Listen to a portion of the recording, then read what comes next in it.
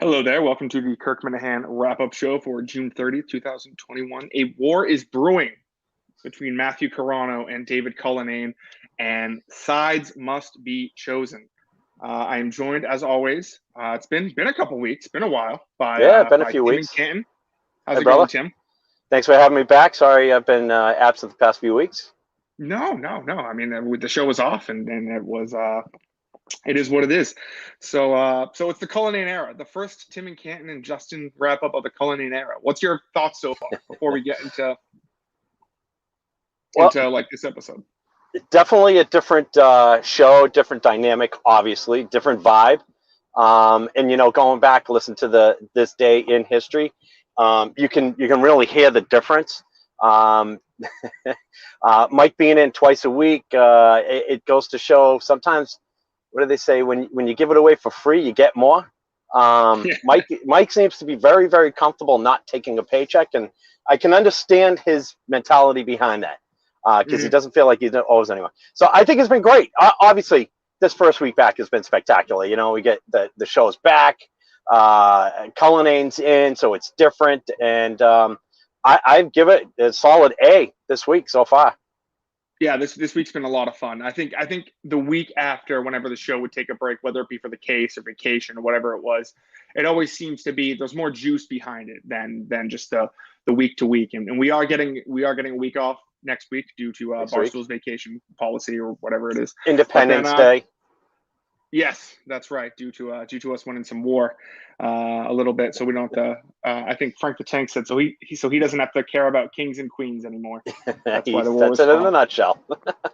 Uh, and then it's good to go from there. Then it's smooth sailing. It seems like it's going to be 3 days a week up until I don't know. Let's call it the end of until the next big break, which is at the end of December Yeah, until through the end of the year. early 2022. So I'm looking forward to it. I think Cullinane's been a lot of fun. I think he's a blast to work with. He's so much different than Steve that people were complaining that he wears his headset. He needs to wear a headset because of the amount of he's moving around back there. Steve was like, he was always talking into the mic, Stationary. Yeah. even when he was like passionate about something. Cullinane's literally he's never sitting down. He's jumping around back there. He's having the time of Well, his life. it does seem like Dave hasn't missed a beat from the last time he produced the show until this week. It seems like he's just Yes. been there the whole time. But that headset, I do have an issue with. I totally get where you're coming from. It makes it so it's Mm-hmm. hands free for him. Yep. So it's function over fashion or quality. But what I finally figured out, for me, it sounds like every time Dave talks, it's so different that it sounds like he's playing a recording of himself talking, whereas Mike Okay. and Kirk are on, the nicer mic, so it's clearer. So it's just Yep. taking some getting used to. But man, that guy never stops. Never stops. No, he's always going 110%. I will say he listens to the show like through his headphones blasting. It is so loud. He's going to It's go deaf. If he sticks with the Kirk Minahan show until the end of Kirk's contract, he will be deaf by he'll be the end deaf. of it. He will be on disability because he listens to the show at such a loud volume. I'm sure it's because he wants to hear every little imperfection if there's some Sure. buzzing or something going. But it's just constant blasting. Whenever I put on his headset, I'm like, Jesus Christ, it's gonna Well, fucking make me think of go. the upside. If that happens, then he won't hear Kirk when he has to raise his voice. And sometimes I say to my kids, "I'm not yelling at you. I'm talking loud because you obviously don't hear me." When Yes, Kirk has to say, "Dave, explain what the hell you're talking about." So maybe by that time, Dave won't even hear him saying that because but Dave does also, get caught very easily in minutia and gets confused. yes, but also there are some times when Kirk is yelling at him and wants Dave to know that he is yelling at him. Yes, So that's true. there is You mean there like when are he those screams and times. slams the desk? Yes. Uh, like this, it was a quick part of today's show, but the text message that Yeah, that Cullinane was classic apparently Cullinane. Classic. very offended by that That he was a part of. that he was a part of. It was Kirk going behind his back trying to get me to edge him out to produce something for Saco. But speaking of Saco, big news today. I don't want to say shocked, but I didn't know this coming in that the show tickets will be taken off Friday at noon, And also, which I think is even bigger news, is that the show will not be rebroadcast on YouTube or anywhere else. It's just for Very the people in the exclusive. audience. Love that, especially since I'm going to be there. I love the exclusivity of it. Of course, people are going to record the entire show, stream it, what have you. But I do love that Kirk is doing that to create even more of a juice or vibe or whatever you want to call it around. Sorry, I'm about to have fucking heat stroke right now. Like I told you, I was lying in a baseball field getting yelled at by douchebag coaches while I'm trying to hustle up and get on here. So I apologize for not thinking clearly. No, of course. If I pass out, call 911. Of course, yeah, no, I'm one to do that. So I think that I love the exclusivity part. I would have loved it if Madawaska was an exclusive event. I totally understand why I think live events should be just for the people who attend. I do understand that there is going to be some pushback. I saw some people like, oh, I live all the way across the country. How can, how am I supposed to get all the way there? It's just the way the world works. I don't know what else to say. It sucks if you're in that scenario. But I remember, I think it might have been either Toucher and Riches, or it was like their 10th anniversary show, and someone on Twitter was like, "Where do I stream this?" And they go, "You don't stream it. You buy a ticket to it." It's like one of those things where it's just like, listen, like it's going to be an event. You're going to be there. You're going to have to be there. Not everything. It's going to be an extra show. This is not going to be a Monday show or a Friday show. It's going to be an extra bonus show where you pay $100 per car. Per car, which is a deal. And musicians don't release recordings from every live performance they do. Yeah, exactly. But you know what would be worse, Justin? If you lived like 15 minutes away and couldn't make it, I think that's even worse. That would for whatever reason, that would really suck. You're that close and you just can't do it. Yeah. But yeah, no, I'm excited. I think Saco is going to be an absolute blast. I like how he said. I think it's completely rational, because I don't know if you remember. Did you go to Saco last year? You went to the first night. Oh yeah, I had a great time Saturday night. Yeah, I was there for Carano-Cullinane guy. Yes, Carano-Cullinane guy. Oh, who can forget him? Kirk was completely right. It took him like an hour and a half to go around each night. I mean, if there's going to be 450 cars there, it's going to take him 3-4 hours. So we'll see. We'll see how the tickets are sold. And I hope it's 95 degrees again. It was just awesome. It was so memorable. It was just an unbelievable night. That's why I can't wait for this year's. I already booked the room. I already got the ticket. Already have. Kyle. It may look like there's not as many cars going, but like you said, I'm already carpooling with 3 other people just to go there, and then I think 2 other psycho prank callers are jumping in my car. So there's 5 people right there, in one car. Yeah, it's when the guy called in today and was like, "Oh, I got, I can't believe I paid $100 for a patch of dirt." It's like, first of all, well, you did. It's your patch of dirt. Do with it what you want. If you look at other drive-in shows from across the country, now these aren't even shows that are being performed at that venue. They're $150. They're $200 a car, and there's also a maximum of 4 people allowed. I know my mom went to like some country concert a couple months ago, and it was $200 a car, and there was a maximum of 4 people allowed. And it's just, I mean, it's going to be nobody. And nobody named Paddock was shooting at her, right? No one named. I don't believe so. Thankfully. No, it's a great. It is a great deal. It is just another thing that that Kirk does differently. It's the 2nd annual. You want to buy a T-shirt? It's $20. It's just, and I'm looking to see the difference between what Steve planned and executed and what Dave and you, the events coordinator, right? Mm-hmm. What you guys plan and execute. I'm very interested to see the differences and the similarities too.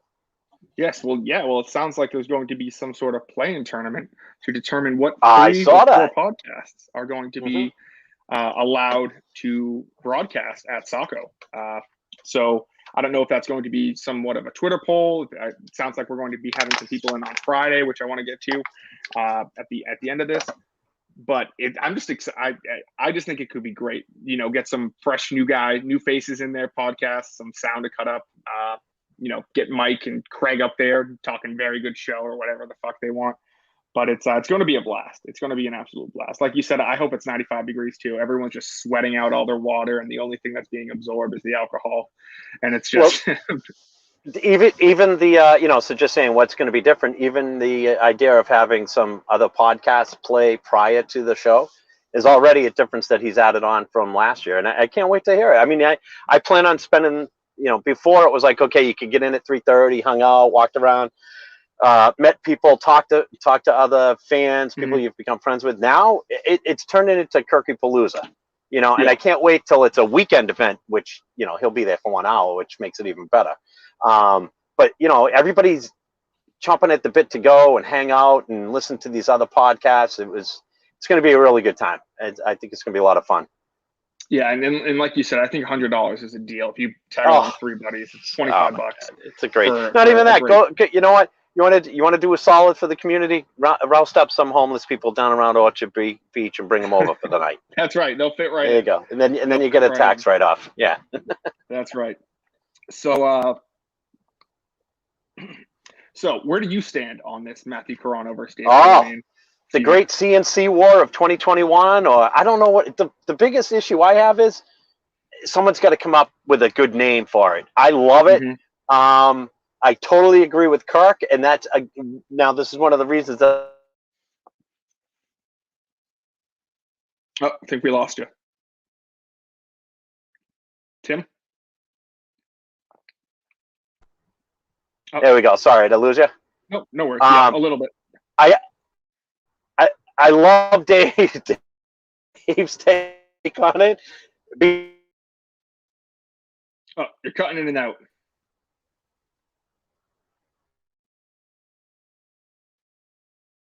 You're cutting it out. I'm gonna kick you out for a second and then just try rejoining because I'm just gonna take over this for a second. So yeah, so it looks like Cullinane versus Carano is a thing, and I like it. I think it's great. I just wish they would both come out and say it that they do not like each other. I hated it when Carano would say that he didn't like that Rob Downey guy. It's like, just come out and say it. You don't like him. You hate him. Stop pretending. Just go out and say it. Same thing with Cullinane today when he was like, "Hey, listen, I don't like Carano." Just come out and say it. Just let's have some fun with this. Carano shit talking him as the new producer of the Jerry Callahan podcast or whatever he is. But it's great. We have Tim back. Tim, you there? Yeah, sorry, I was on some shitty Wi-Fi, but I heard what you were saying. I couldn't agree more. I love that there's already some battle brewing, and that it's two strong personalities. And it's okay to admit that when it comes to business, there's a personal aspect. It takes a very cold, calculated person to say that your personal feelings don't somehow come into play. It's natural. It's okay. But, I also do believe that, did Dave do it on purpose because he doesn't like Matt? No, maybe he didn't think as objectively, though. But I am looking forward to see how this plays out, because I just think it's going to, as soon as Matt has a voice, either in studio or calling in, I think it's going to be even better. Yeah. Yes, I can't wait to see. And I didn't choose a side yet. I like them both. I like them both a lot. Neither have I. I had a couple people saying, of course, you're going to be on Cullinane's side. And I said, I don't know what you're talking about. I mean, I'm literally on tape 2 weeks ago saying I don't respect him. So I don't know where people all of a sudden think I've been some huge Cullinane guy for my entire life. Well, Justin, to what Dave was saying, you don't have to respect him, and you can still like him. Doesn't mean you have to respect him. Oh, I respect him now. Yeah, I respect him now. Do you respect couples in your area? Do you have a respect for people, or are you proud to be single? Me? Like Trenny was. Yeah, like Trenny was. Oh, that fucking twat. I can't fucking stand there. Oh, she sucks.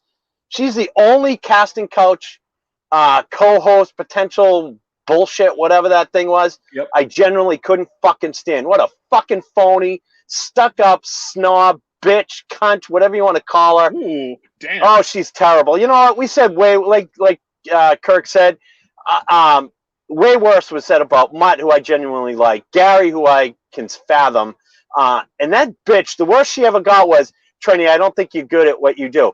Boo fucking who? Just because you're a woman, that means it's worse? How about nobody likes you and your voice sucks and you're not good at what you do? Oh, I can't fucking stand her. See, I'd like to know what Jen Royal thinks about this fucking royal couple that's been rolled out. Like, you know, the new Meghan and Harry is Trenny, and what's his name? Sam or Sean? Stanley? Sean, yeah.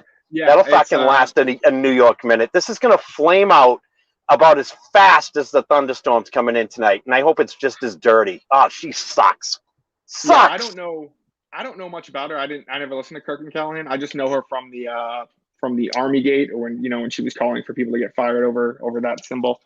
You know, and I get where Kirk is coming from. Trenny is a nice person to Kirk. Trenny's a stuck-up snob. She wouldn't give the common person 2 seconds out of her day. And she'll say, oh, I do so much for charity. I do so much for that. Well, you know what, Trenny? Nobody ever knows what you don't do for charity, because all you do is fucking tell people what you do for charity, which should be done anonymously, because charity's not Boston famous, and she's not famous enough to have other people say, oh, well, if Trenny did it, maybe I'll join it. Because I get why celebrities do that, because they do have the power of their celebrity. How many people are going to donate to something because Trenny Kuznarek did something for a charity? I'm going to say two, Sean and maybe her parents. Yeah. I'm not entirely sure. She's terrible. What Boston famous means. I know what it means. You know, Justin. And I'm going to do a little man on the street tonight at this event, because there's a lot of sports fans here, and I'm going to ask them, one, do you know who Trenny Kuznarek is? And what is her amount of fame? Would you notice her walking down the street? Would you recognize her in a bar? And I'm going to say, amongst all these fans, I'm going to say it's probably less than 10%. And these are hardcore sports fans. Like, when I think of, you know, Boston famous people, I think of like one of the Affleck brothers who's not Ben. I think of, you know, people who would kind of be like recognized, like, oh, it's one of the Wahlbergs, or no, Justin, not even that, because that's nationally famous. Boston famous would be somebody like, you know, who's more famous than her? Gary Tanguay. Or it would be like Liz Walker back in the day, who was a newscaster on Channel 4. You know, a local weatherman. That's Boston famous. Somebody that is only known around the region. She doesn't even have that. But Trenny, I dare to say Trenny's not even known outside her neighborhood. Yeah, Boston famous, my ass. I never heard of her before before Kirk ever talked about her. So there you go. That's a perfect example. You know who else hasn't heard of her? The woman who wrote that article about her.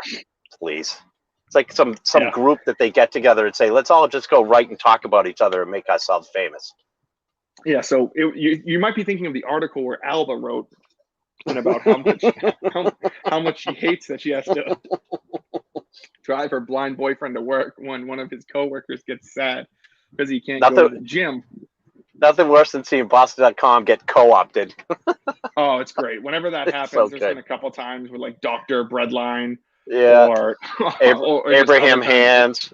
Oh, it's great. It's great so to see them. And they always retract it a couple days later with some outlandish statement that's like, we apologize. One of the comments in this article. Can't believe we got duped by this completely open source, or whatever you want to call it, open invitation for every crackpot to make a comment, and then we'll take serious. So, you know, it just goes to show the lack of vetting that so-called journalistic endeavor actually does. You know, I kind of like it whenever Boston Magazine does a piece on Kirk, because they usually reach out to Kirk, and at the end they always put Kirk's quote. And by the way, I hate Boston. Yes, I fucking hate Boston Magazine. That is awesome. That's respect, and I think that's why Kirk wouldn't have a problem talking to them, because they will admit there is a certain bias attitude. They have a bias. They have not an attitude, but a feeling that Kirk has back at them. Yeah. So that was that was you know, the Trenny thing is, I just find it strange. It was like, and then if you listen to the entire podcast, she's talking about how, you know, she's like, some couple was like, oh, I know you, and then they made her cocktails like in a cooler, so next time she walked by, she could just grab one. I don't know. The whole thing was just very, very, very strange. It's a good way to phrase it. It's strange. And why are you talking about your relationship so in depth? I don't know. Maybe it's that kind of podcast. And the other thing is, did Trenny say she was Boston famous? No. Did Trenny love the fact that this woman said she's Boston famous? Or did Trenny maybe imply that she's Boston famous? Hell Yes, no doubt in my Yeah. mind. She's too good for Kirk's show, but she'll go on those frauds, Jim and Marjorie and spout her bullshit there because no one challenges her. Tim, you're stuck in a room with two people. Yeah. Kevin Francis Clancy and Trenny Kusnarek. Oh, KFC. You mean what? Who I want in there or out? You can kick one person out. The rest you have to spend a week with. Oh, I'd kick Trenny out. I don't hate KFC. I hate his takes. I don't hate him. Oh, okay. I mean, he's a funny guy. He's just a dummy, but he's a very funny guy, and he has some horrible, ill-informed takes that make me batty. But I definitely don't hate him. Trenny, I can't stand her. Take that word out of my mouth. Yeah, so let's scratch that name off the cast and couch list. Now, I didn't say I hate her. I just can't stand her. Yes. Yeah. I don't hate her. I just despise her with my entire soul. So so Friday's show sounds interesting. Kirk said he's going to have a couple people in to kind of, I don't know if they're going to be in studio, if they're going to be calling in. I don't know how this is going to work. Me and Dave are going to have to figure this out.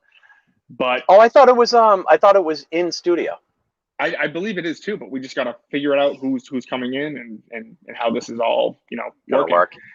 So we're going to have some new faces in and sitting in the blind mic seat because Jared Carabas cannot make it. He actually told me the reason is because his partner from Section 9 or Starting 9, Dallas Braden, does the Oakland A's. Starting 9. Section 10. Does the Oakland A's broadcast, and they have a day game today, so they have to record on Friday or something like that. And Kirk has said it. It's baseball season. Jared said it too. That's his bread and butter. He's 100% immersed in baseball season, so it's a challenge. But that's going to be interesting. So that what is it? The Beyond Average podcast? Is he going to be in? I don't know. It's up to Kirk. We'll see.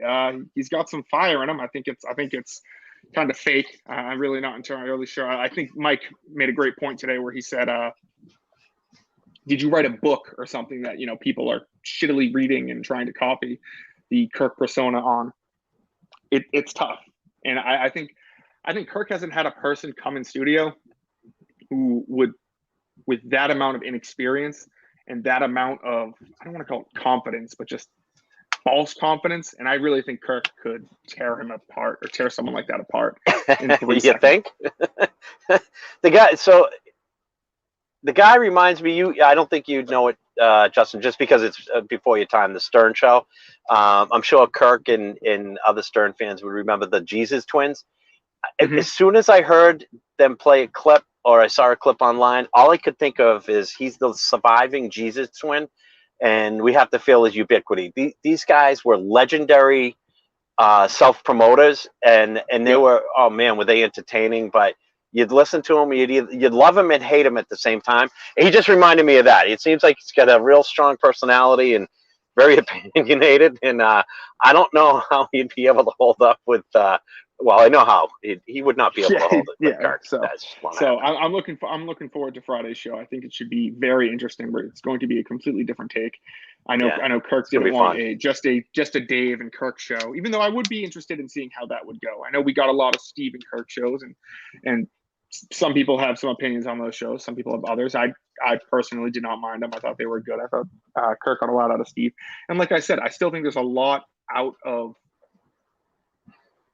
Dave that we haven't squeezed into yet. I mean, there's a lot that Kirk really, it took months to I know we're more integrated with Dave than we were at Steve at the beginning, but I still think there's a lot more to Dave than he's letting on now. So and as the master knows, no need to gulp it down in one fell swoop. That's right. Dribs and drabs aren't bad. Kirk, he's unbelievably talented, and I can't wait for what he gives us over time, because it's going to be those little things, just like today, like you said today about the text. That is now going to be a classic. You were on the text, that's, I think, or maybe it was the other show, and the Warden of the North already has the clip. It's fantastic.